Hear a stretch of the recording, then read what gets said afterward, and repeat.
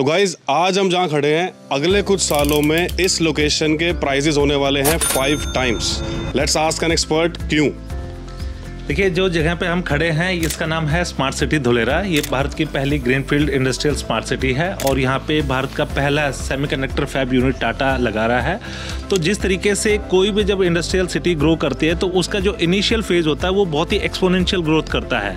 तो जो हमने कर्व इनिशियल ग्रोथ की जो आपका गुड़गांव में देखी है, नोएडा में देखी है, सिमिलर ग्रोथ कर्व एक्सपोनेंशियल हम यहाँ पे आज 2024 एंड में खड़े हैं। तो अगले 5 से 6 साल में सेम चीज़ हम इस तरीके की ग्रोथ देखने वाले हैं। And just to let you all know कि इनका आंसर क्यों मैटर करता है, ही इज द गाय जिन्होंने पिछले 6 महीने में मोर देन 1000 प्लॉट्स इस लोकेलिटी में सेल करे हैं एंड इतनी वेल्थ जनरेट करी है जो गुड़गांव एंड नोएडा को टक्कर दे सकती है एंड मे बी आने वाले टाइम में it can surpass it as well. तो Lokesh ji, now I really want to know is कि आपके 1000 इन्वेस्टर्स आप पे जो ट्रस्ट करके यहाँ पे इन्वेस्ट किया, what is your thought process behind it, what is your conviction behind it? बिल्कुल। तो जे मैं पहले तो ये बताना चाहूँगा, जो ये 1000 से भी ज़्यादा इन्वेस्टर्स हैं ये मेनली दिल्ली एनसीआर से हैं। और दिल्ली एनसीआर में अगर आप देखोगे तो जो टिकट साइज़ में यहाँ पे अवेलेबिलिटी है अपने पास में, यहाँ पे अपने 10-12 लाख में अपने पास में 150-200 गज़ के प्लॉट मिल जाते हैं। दिल्ली एनसीआर में हम ऐसा कुछ सोच भी नहीं सकते। अब बात ये आती है कि दिल्ली से 1000 किलोमीटर दूर यहाँ पे आके क्यों लोग इन्वेस्ट कर रहे हैं, क्योंकि ये एक प्लान्ड सिटी है जिसकी इंडस्ट्रियल ग्रोथ होनी अगले 5 साल में तय है। और 5 साल में क्या क्या माइलस्टोन्स आ रहे हैं ये भी मैं आपको बता देता हूँ। जैसे आज हम दिसंबर 2024 में खड़े हैं तो 2025 में आपका एक्सप्रेसवे की कनेक्टिविटी आ रही है। 2025 में जब एक्सप्रेसवे की कनेक्टिविटी आती है तो आपने गुड़गांव में भी देखा है प्राइस 100 रुपये की चीज़ 200 रुपये की हुई थी। तो पहला प्राइस जंप है आपका एक्सप्रेसवे की कनेक्टिविटी इसके आएगा। सेकेंड, 2026 में आपका एयरपोर्ट कंप्लीट हो रहा है तो एयरपोर्ट होने के बाद में फिर से प्राइस का जंप आएगा। 2027 में टाटा जो आप यहाँ पे सामने देख रहे हैं तो टाटा का जो सेमीकंडक्टर प्लांट है ये कंप्लीट हो रहा है तो इसकी वजह से प्राइस जंप आएगा। 2028 में फिर आपका जो कैडिला की यूनिवर्सिटी है या डिफेंस के एयरक्राफ्ट की बात करें या एरोसिटी की बात करें वो ग्रोथ आ रही है। तो इस तरीके से अगले 5 साल में बैक टू बैक एक से एक एडवांस मैन्युफैक्चरिंग यूनिट के प्रोजेक्ट्स कंप्लीट हो रहे हैं।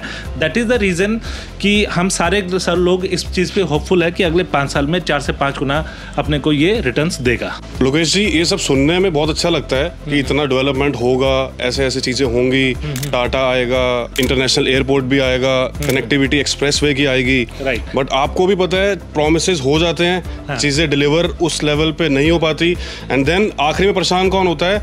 हमारे जैसा इन्वेस्टर। राइट। तो how are you so sure कि ये चीजें एक्चुअल में डिलीवर होंगी?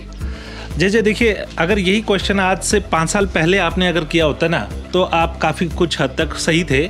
लेकिन अगर पिछले 5 साल में आज के अगर हम देखें तो जैसा अभी हम थोड़ी देर पहले भी एयरपोर्ट साइट पे भी गए थे, आपने देखा कि वहाँ पे रनवे का काम कंप्लीट हो चुका है, बाउंड्री का काम हो रहा है, लैंड फिलिंग हो गई है, टर्मिनल बिल्डिंग का काम शुरू हो रखा है। तो दिसंबर 2026 की जो गवर्नमेंट की डेडलाइन है वो उस पर होना तय है। सेम वे यहाँ पे सेमीकंडक्टर के बारे में पहले काफ़ी सारी वो थी कि कौन इसको लेके आएगा, पहले वेदांता का भी नाम था। लेकिन इस साल 29 फरवरी को कैबिनेट ने मोहर लगा दी थी कि टाटा यहाँ पे इन्वेस्टमेंट करेगा।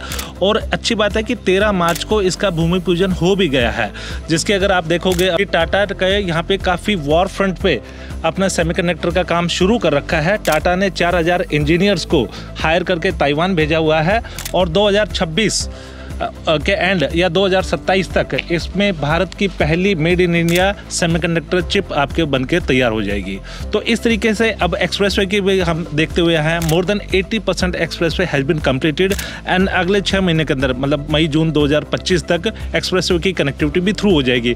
तो ये सारी चीज़ें जो हैं ये आप ये समझो कि टेक ऑफ कर चुकी हैं, अभी वापस नहीं जा सकती। एयरपोर्ट टेक ऑफ हो गया है, एक्सप्रेसवे टेक ऑफ हो गया है, टाटा सेमीकंडक्टर टेक ऑफ हो गया है। अब यहाँ पर डेवलपमेंट आप देख रहे हो, 22.5 स्क्वायर किलोमीटर का एक्टिवेशन एरिया बनके तैयार हो गया है। सो अब ये टेक ऑफ हो चुकी है। That is all good news, Lokesh ji. It all sounds really good, and I agree with whatever you said. But future investors या even present investors, उनको प्रोटेक्ट करने के लिए it all sounds कि ये सारा प्रोजेक्ट जो है ना बहुत गवर्नमेंट हेवीली डिपेंडेंट है। कल को यहाँ पे सरकार का सेंटीमेंट चेंज होता है या सेंटर में कुछ चेंज होता है तो how protected are investors are and उस टाइम इसका फ्यूचर कैसा होगा? तो जय मैं आपको सबसे पहले तो बताना चाहूँगा कि इस पूरे प्रोजेक्ट को, धोलेरा स्मार्ट सिटी को, गवर्नमेंट ऑफ इंडिया और गवर्नमेंट ऑफ गुजरात दोनों मिलके डेवलप कर रही हैं। इसमें 49% का स्टेक है गवर्नमेंट ऑफ इंडिया का है, 51% का स्टेक है ये गुजरात सरकार का है। और जब इस प्रोजेक्ट की स्टार्टिंग हुई थी 2011 में, उस टाइम पे सेंटर में भी आपकी कांग्रेस की ही गवर्नमेंट थी। और अब क्यों ये आपके हर तरीके के सेंटिमेंट से बचा हुआ है, आपके नॉलेज के लिए बताऊं, इस शहर में SIR special investment region act लगा हुआ है, जो बेसिकली इन्वेस्टर्स को किसी भी तरीके के, वो भले इंडस्ट्रियल इन्वेस्टर्स हैं, इंडस्ट्रियल कंपनीज हैं, उनको सबको पॉलिटिकल चेंजेस से, पॉलिटिकल इन्फ्लुएंस से इस तरीके की इम्यूनिटी देता है। तो यहाँ पर ये भारत का इकलौता शहर है जिसमें SIR जैसा पावरफुल एक्ट लगा हुआ है। और इसका कहीं ना कहीं जो वेस्ट बंगाल में टाटा के साथ में इंसिडेंट हुआ था, उसी को ही चीज़ों को ध्यान में रखते हुए ही इस तरह के पावरफुल एक्ट लाए गए हैं। तो यहाँ पे गवर्नमेंट चेंज होने से या पॉलिटिकल सेंटिमेंट चेंज होने से इस शहर की ग्रोथ पे कोई फ़र्क नहीं पड़ेगा।